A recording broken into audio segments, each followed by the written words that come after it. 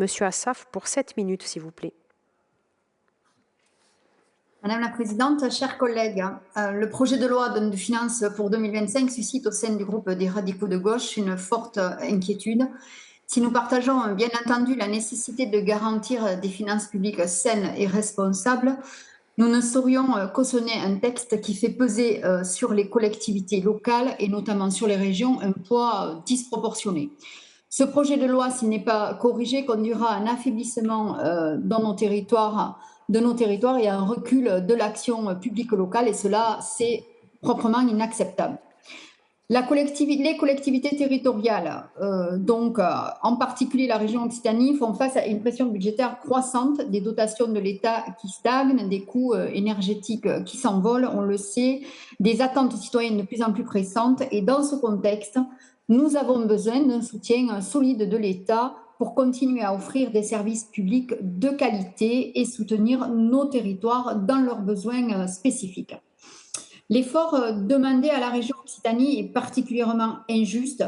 Comment comprendre qu'on nous demande toujours davantage d'efforts alors que nous sommes une région en forte croissance démographique avec un revenu par habitant plus faible que la moyenne nationale? Malgré cela, la région Occitanie a toujours su mener une politique territoriale ambitieuse et solidaire, fidèle aux valeurs de progrès et de justice sociale chères au Parti radical de gauche. Nous avons démontré cela dans de nombreux domaines et le projet de loi de finances 2025 qui propose une réduction drastique des dotations pour les collectivités, estimée pour notre région à près de 210 millions sur 2 ans. Ce sont des baisses qui affectent directement nos capacités d'investissement pour l'éducation, la mobilité, l'aménagement du territoire, pour ne citer que cela. Ces mesures menacent nos efforts pour un développement équilibré des territoires et freinent notre capacité à répondre aux défis environnementaux et sociaux de demain. Il est donc primordial de rappeler que ces choix budgétaires ne sont pas neutres, ils pèsent notamment sur la ruralité, ils réduisent les marges de manœuvre des communes, ça vient d'être évoqué, ils compliquent l'accès aux services pour nos concitoyens les plus isolés. Nos choix d'investissement sont bien plus que des dépenses, ce sont des engagements au service des habitants de l'Occitanie. Investir dans les infrastructures de transport, c'est favoriser une transition écologique ambitieuse et inclusive. Et nous nous battons pour maintenir ces investissements car ce sont des moteurs de la cohésion sociale et territoriale et non des dépenses superflues comme on voudrait bien le faire croire. En effet, il n'y a pas de cohésion sans solidarité et pas d'avenir sans vision. Comment pouvons-nous continuer à agir efficacement si l'État persiste dans sa politique de désengagement financier ?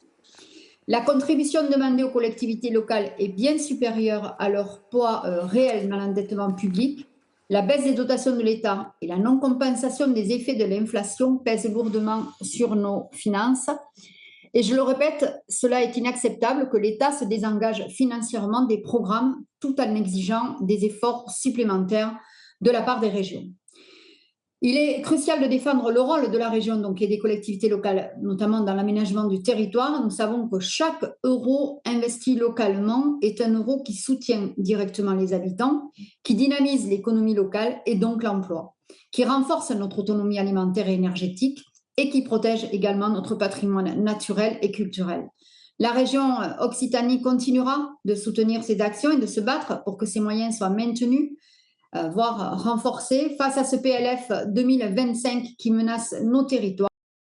Que les régions sont des partenaires indispensables de l'État et qu'elles ont besoin de moyens suffisants pour mener à bien leur mission.